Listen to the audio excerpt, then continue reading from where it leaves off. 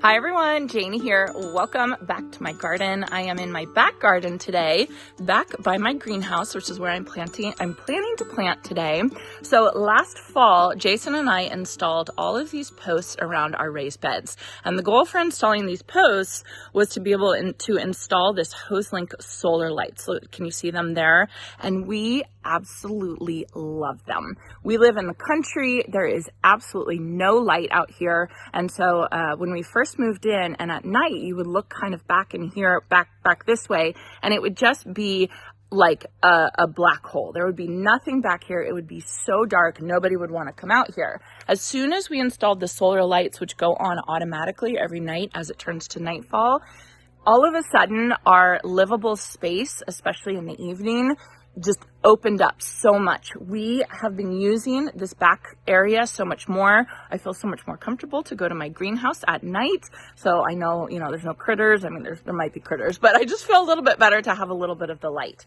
So while I was thinking about what I was going to plant around my greenhouse this year, because of the beautiful lights that we have in the illumination, I immediately thought, wouldn't a moon garden be beautiful? So this is my house right here, and we could see outside. There's windows from our living room and from my bedroom and from our kitchen dining room area. And so at night we can see back here and we could see the solar lights, and it's just really gorgeous. And I just thought planting some beautiful white plants like Supertunia snowdrift that are going to be illuminated by the solar lights and maybe by the moonlight is just going to be absolutely beautiful. So a moon garden is a garden that's designed to be especially beautiful at night, in the evening or at night.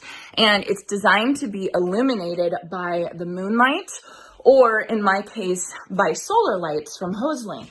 And so what you can do is you can have flowers that are white, like snowdrift, Supertunia snowdrift, and basically the white reflects the moonlight or the solar light so you can see it better. White is really, really visible at night. It's one of the most visible plants at night.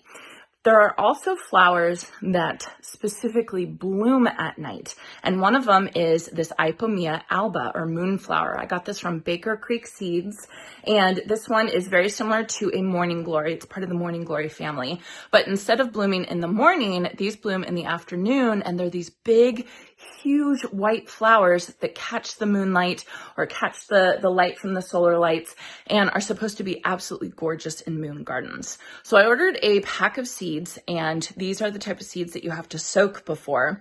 Unfortunately, I over soaked mine. I thought more soaking would be better. No, more soaking just made the seeds mushy. So out of a pack of 10, I only got 2.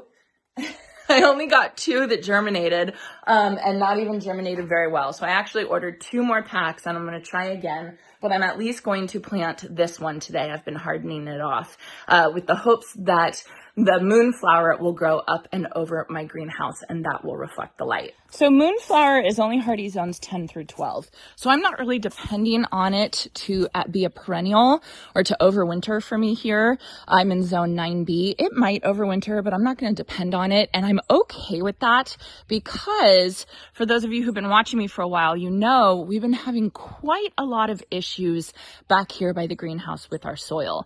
Perfect example is my Coleonema Sunset Gold Breath of Heaven right there. So beautiful. I love it right there.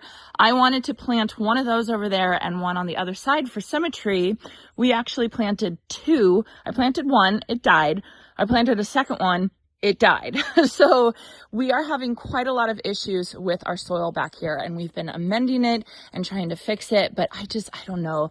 The soil, I just don't really trust the soil back here, and so I'm okay with doing annuals for another year. I do have 2 iceberg rose standards on either side, which are going to be perfect for the moon garden. And then I have these little olive trees in these pots. And then I, of course, planted this pink jasmine, this beautiful pink jasmine for my February blooming garden. Look how gorgeous this is. And this is going to be evergreen for most of the year. So I'm just thinking of that as foliage. So anyway, I am going to be planting mostly annuals in this moon garden. 1, because I don't trust my soil back here just yet. And 2, I don't know if I want to keep it a moon garden. I want to see how it looks. And I've never actually planted a moon garden before. They were really popular a couple years ago and I never actually did it. So I'm excited to actually do a moon garden this year, but I want to use annuals first to see how I like it. So for my plants that I'm planting today, I of course have the Supertunia Vista Snowdrift. This is such a fabulous, fabulous plant. It's very, very close to the Supertunia Vista bubblegum. It's not as vigorous. I always like to say that the bubblegum is absolutely the most vigorous, but Snowdrift is right behind it. It's a beautiful plant. Then I have this Stratosphere White Gaura, or butterfly flower, which is so beautiful. This is actually hardy in my zone, so they're gonna last. And I've seen these in other gardens and they're so beautiful. They're very wispy and romantic, and so I just think it'll be absolutely perfect for a moon garden, and a beautiful contrast to the Snowdrift, as is the Diamond Frost Euphorbia. And this plant, I've planted it once or twice. I think I planted it once in a pretty shady condition, because I was told that it would be able to handle shade. It didn't really. I mean, it lasted, but it was all foliage. It didn't really bloom. So I've never really given this plant a proper chance, but so many of you have commented and say this is one of your, diehard plants that you can rely on. Like when I say my plain blue salvia or whirlwind blue scavola, those plants, I know they're going to be fantastic. A lot of you have said that about Diamond Frost. So I'm excited to try it. So these get 12 to 18 inches tall. The Stratosphere White Gaura gets about 2 feet tall, and because it's a vista, because the Supertunia Snowdrift is a vista, it actually climbs on top of itself and eventually will get 2 feet tall. So the problem with that is these guys are all the same height, which is I wish I had more differences in height. So, but with annuals, you're kind of limited. I think I'm going to go to the garden center and see if I can find some other white plants that will have a difference in height back here. But I definitely want to do kind of a mass planting of white annuals with different textures first. I do have the rose standards, the iceberg rose standards, to give it a little bit difference in height, but I don't know. I got to think of something else to give it a little bit of height back here. So, but at least we can get started with these, get them in the ground, get them going, and then I can see how they look in the moonlight and in the light of the solar lights. Okay, so since all of these annuals are relatively the same height, I have to be really careful with how I place them, because I still want to see them. I want a visual sight line of each annual, of each plant.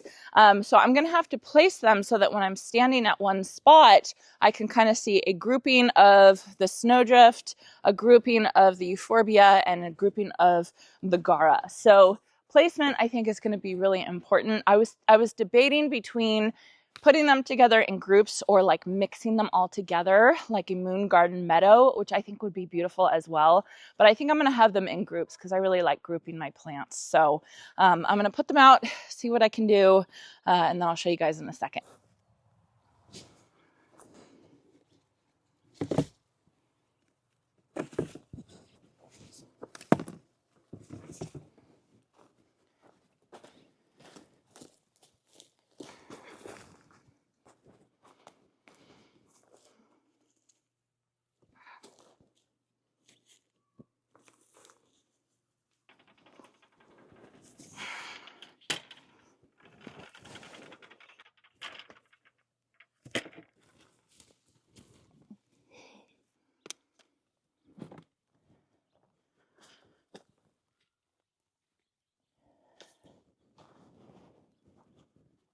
Okay, I think I have them placed where I want them. I think it looks good, and I think I can see each flower individually, like each type of flower individually.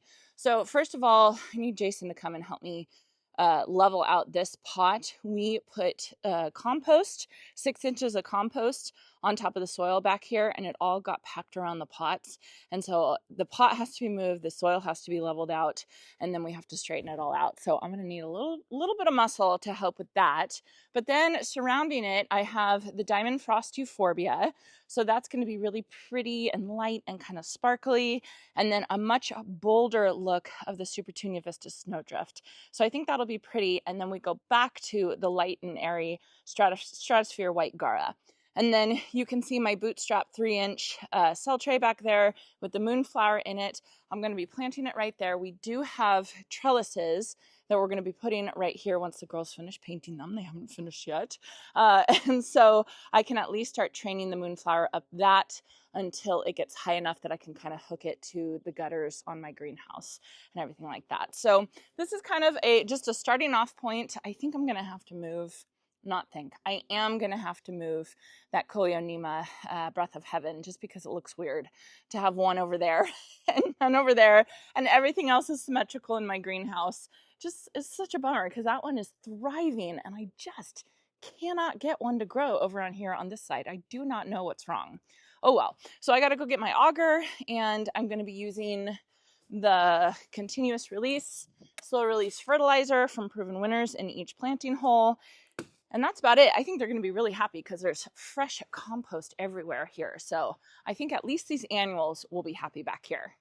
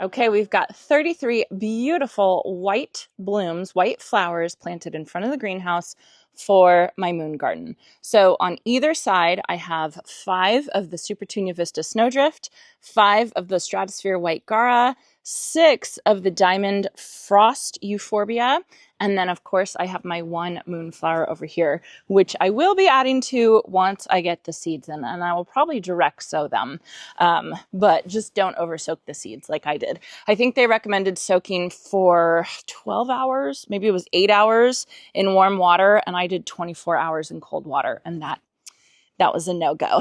So anyway, we are going to hook all these up to drip. I will probably put half-gallon-per-hour emitters on each one of these plants. I will fertilize them once a week, if not more, with water-soluble fertilizer. But of course, they have that slow-release fertilizer. So beautiful white down here. And then, oh gosh, once these iceberg rose standards start blooming, I think it's going to be gorgeous. And then I don't know what I'm going to do, but I'm going to find something tall to put back here just to kind of back these plants. I think that that'll be really pretty. So I just got to think about it.